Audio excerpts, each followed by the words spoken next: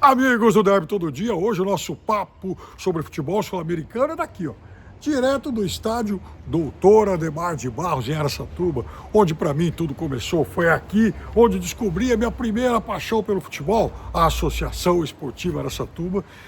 Na época em que, ainda menino, era trazido aqui para o estádio pelo meu pai, saudoso Hilário Piperno, que, aliás, participou da reunião de fundação, né, desse time que agora tenta retornar, hoje está na 4ª divisão do futebol paulista. Mas, deixando a nostalgia de lado, vamos então para o nosso bate-papo aqui sobre o futebol sul-americano, começando pela Argentina, onde a dupla River e Boca continua acumulando vexames. O do River, minha nossa, perdeu para o Tigre em casa, uma derrota monumental por 4-1, num jogo em que jogadores que atuavam aqui no Brasil voltaram a dar imensos vexames, principalmente ele, Aníbal Moreno. Esse nunca me enganou. O Aníbal Moreno, volante, ex-Palmeiras, foi bater uma falta de dentro da área e cruzou a bola. Só que cruzou a bola no pé do jogador do Tigre, que agradeceu e fez o gol. Vinha, o lateral esquerdo, o Matias Vinha, ex-Palmeiras e Flamengo, emprestado pelo Flamengo ao River, estreou sendo expulso no primeiro tempo, aí na volta da suspensão desse jogo contra o Tigre, teve outra partida bizonha e foi sacado do intervalo pelo Marcelo Gadiardo. E para completar, Fausto Vera novamente não jogou absolutamente nada e também foi muito criticado pela imprensa argentina. Já o Boca, seu grande rival, também foi mal nesse final de semana, perdeu no domingo para o Vélez por 2-1. Vélez, aliás, dirigido pelo ex-ídolo chinês Guillermo Barrios Esqueloto, né?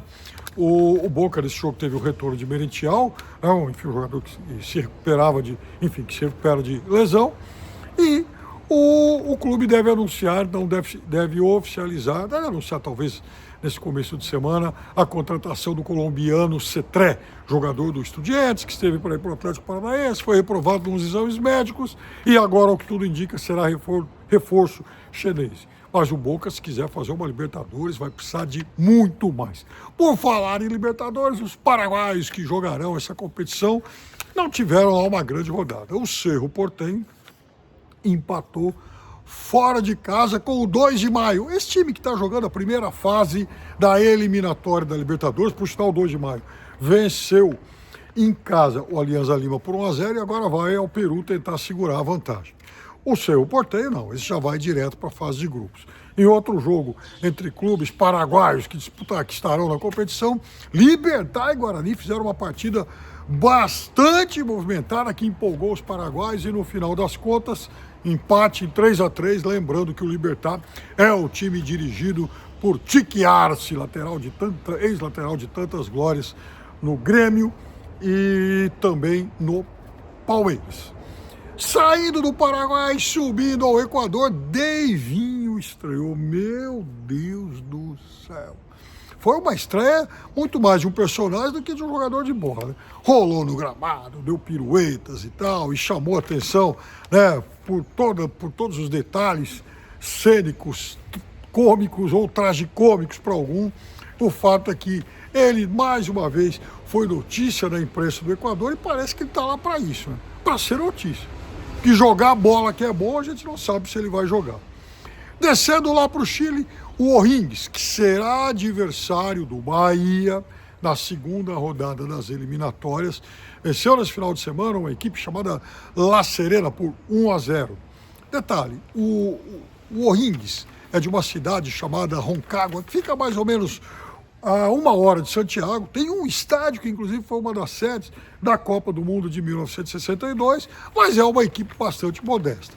Porém, um time modesto, mas que está muito empolgado. O Chile, que por sinal anunciou Nicolás Córdoba como técnico interino da seleção para os jogos agora de março, quando o Chile vai atravessar o mundo, vai lá para Nova Zelândia jogar contra Cabo Verde e Nova Zelândia, e nessa fase em que o Chile não passará de um sparring das seleções que estão de fato classificadas, né, para a Copa do Mundo. Quem não está classificado ainda, conforme eu disse há pouco, é o Alianza Lima, subindo lá para o Peru. O Alianza que nesse final de semana bateu por 1-0 um time chamado Comerciantes Unidos. É verdade. Desculpa, 1-0 não, 2-1, Comerciantes Unidos. E o Olímpia, ele, como eu disse antes, disputa a vaga com o Paraguai 2 de maio. O gol da vitória nesse final de semana foi marcado pelo interminável Paulo Guerreiro de pênalti. E o Olímpia, se vencer, jogará com o Sporting Cristal, outro time peruano, o Sporting Cristal, que nesse final de semana derrotou o Melgar por 1-0 e o gol marcado pelo ex-rubro-negro e ex de muita gente também, né?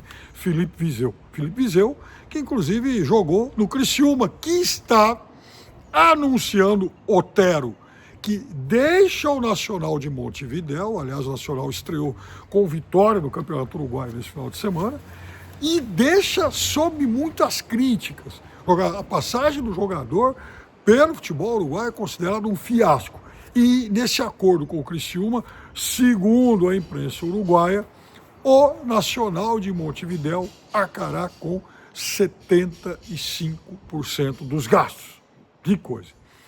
E para fechar esse nosso giro, lá na Colômbia, muita euforia pela grande fase de Luiz Dias, que nesse final de semana marcou 3 gols da vitória na goleada do Bayern de Munique sobre o Hoffenheim. E com isso, com 13 gols já marcados na atual edição da Bundesliga, ele se torna o colombiano a marcar mais gols em uma única edição do Campeonato Alemão, batendo o recorde do Trem Valência, lá também no Bayern de Munique, pelo Bayern de Munique, ainda na década de 90. É isso aí então, galera. Para encerrar, hoje tem música. Hoje vai ter música, porque afinal de contas um velho ídolo do futebol colombiano gravou algo que eu classifico de uma porcaria engraçadíssima. É o tipo da música chiclete, com ritmos caribenhos, mas vocês vão ver aí então Theo Gutierrez, agora cantor. Ele que ainda joga bola, por sinal, defende o Júnior de Barranquilla, que está na Libertadores da América. Hasta la vista, galera!